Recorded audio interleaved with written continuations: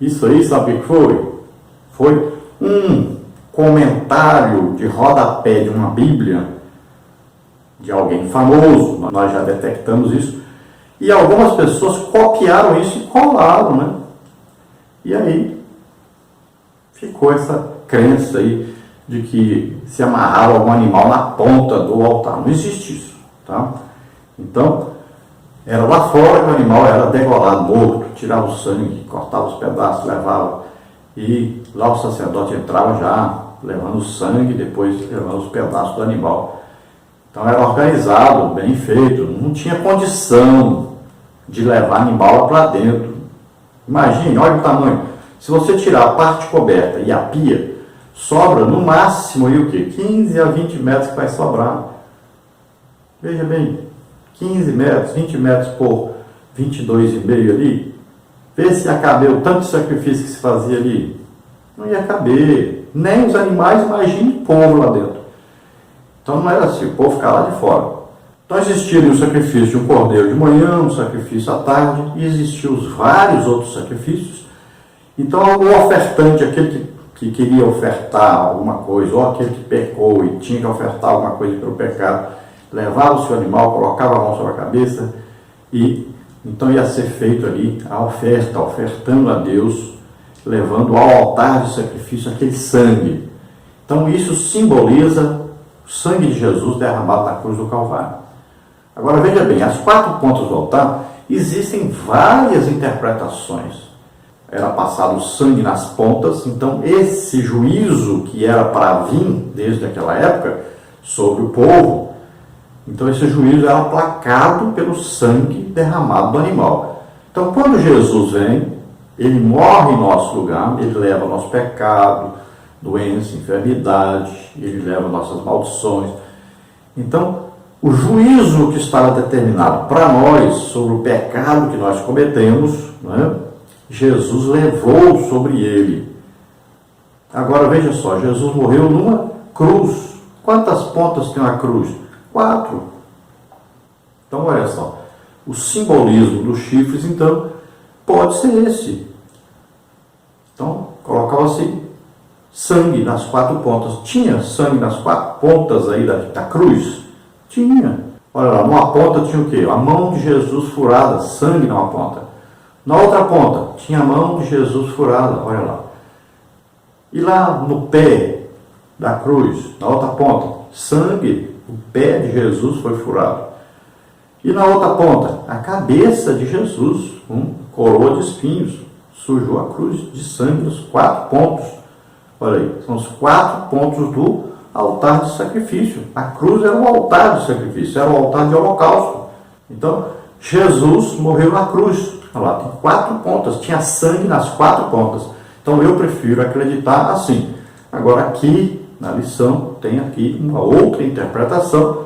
Estão dizendo que esses 4 chifres aí, ou 4 pontas do altar em forma de chifre, então está dizendo na lição aqui que simboliza autoridade, poder e proteção. Vamos ao tópico 2, que tem aí como subtópicos. Subtópico 1, as 4 pontas e a propiciação. Subtópico 2, as 4 pontas e a substituição. Subtópico 3, as 4 pontas e a reconciliação. Subtópico 4, as 4 pontas e a redenção. Então, o Antigo Testamento apresenta uma linguagem que prefigura coisas e experiências presentes no Novo Testamento. De modo geral, a imagem das 4 pontas do altar dos holocaustos apresenta-se nessa perspectiva quando analisamos o sentido de redenção contido nelas. Então nós vamos ver muitas coisas no Antigo Testamento que apontam para o Novo Testamento. E nós vamos ver aí essa prefiguração, então, desse altar de holocausto, as 4 pontas, o que diz sobre o futuro, né? Sobre o que iria acontecer no futuro, tá? Então, o Novo Testamento que nós temos aí escrito na Bíblia. Então, subtópico 1, as 4 pontas e a propiciação. O ato de fazer a propiciação, segundo o dicionário Wallace, implica tentar obter de alguém sua boa vontade, torná-lo favorável, aplacar sua ira com sacrifícios. Nas Escrituras, o sangue do sacrifício era de um animal inocente. Quando o sacerdote imolava o animal e retirava-lhe o sangue no altar de 4 pontas, e com esse gesto apresentava a oferta pelos pecados do povo. E isso é uma propiciação, ou seja, um modo de readquirir o favor de Deus. O evento era uma ação para apaziguar a ira de Deus, a fim de que sua justiça e santidade fossem satisfeitas e proporcionassem um perdão eficaz ao pecador. As 4 pontas do altar do holocausto rememoram a morte de Cristo como propiciação provida por Deus para cobrir os nossos pecados e manifestar a justiça divina. O Senhor tomou sobre si nosso pecado, revelando-nos o ato gracioso do Pai. Romanos 3, 24 a 26, 1 João 2, 2. Então aqui é comentado que as 4 pontas do altar significam aí uma propiciação. O que é propiciação? A ira de Deus sobre nós nos tornou inimigos, né? Separados de Deus. A ira está sobre nós porque nós pecamos. E se pecamos, então o juízo de Deus estava determinado sobre nós. Então o que é propiciar? É fazer novamente amizade. É tirar aquilo que atrapalha a amizade. É o que? Aplacar a ira através de quê? De um sacrifício. Então, ao invés da ira vir sobre mim, eu coloco alguma coisa em meu lugar. Vou colocar, se é sobre a minha vida, eu tenho que colocar uma vida em meu lugar. Então era colocado o sangue do animal. É o meu sangue que deveria ser derramado. Eu tinha que morrer, meu sangue derramado. Então, o animal, nós vamos degolar esse animal. Não é lá no altar, é lá fora. Era degolar o animal, pegar o sangue e colocava nas 4 pontas do altar e o restante derramava na base do altar. Então, olha só, esse sangue o que? Aplacava, então, a ira de Deus. Então, assim Jesus, com seu sangue precioso, né, derramado, aplacou a ira de Deus sobre nós, que ele levou o juízo sobre ele. Subtópico 2, as 4 pontas e a substituição. Levítico 16 diz muito acerca do sentido de substituição. Ele narra que o sumo sacerdote Arão colocava as mãos sobre a cabeça do animal para santificá-lo. Esse animal devia ser um macho sem defeito. Posteriormente, o sumo sacerdote confessava os pecados e as faltas do pecador arrependido a partir da oferta apresentada no altar dos holocaustos com as 4 pontas. Logo, a oferta tomava o lugar do pecador. Foi exatamente assim que Jesus levou sobre si a nossa culpa, oferecendo-se na cruz em nosso lugar. Como está em Isaías 53, 4 a 6, João 1, 29, 1 de Pedro 2, 24. Na pessoa de Jesus Cristo, a nossa pena foi cumprida plenamente, 1 Coríntios 5, 7. Então aqui fala da substituição.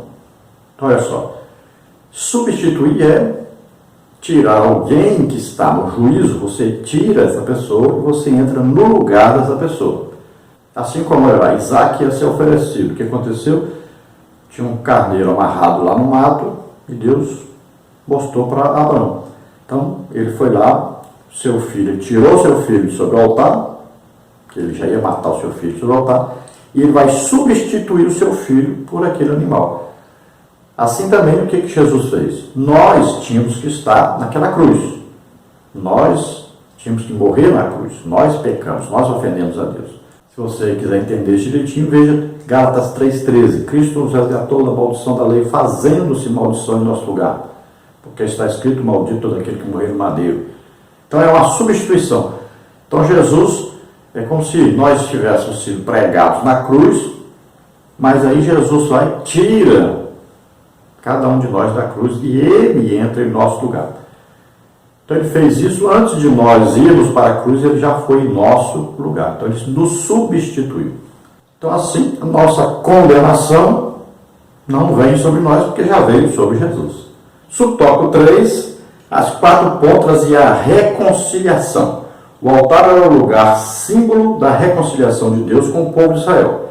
Ali uma vítima inocente era completamente queimada e consumida, restando apenas o sangue colocado numa pequena pia e encaminhado ao lugar santíssimo, o qual depois era aspergido sobre o propiciatório. Êxodo 29, 11 a 14, Levítico 4, 12, 16 a 21, 16, 14 a 19, 27. Esse rito nos leva à cruz como o único lugar onde Deus se encontra com o pecador, a fim de perdoá-lo e reconciliá-lo mediante o sangue da expiação. Hebreus 9, 12, Romanos 5, 10, 11, 2 Coríntios 5, 18, 19. Na cruz o cordeiro inocente pagou a dívida do culpado E por isso podemos dizer, Deus estava em Cristo reconciliando consigo o mundo. 2 Coríntios 5:19. Então aqui vai falar da reconciliação. Como estávamos afastados, condenados, sem direito à comunhão com Deus. Então o que acontece? Era preciso haver uma reconciliação para aqueles que estavam vivendo em situação de inimizade. Não é?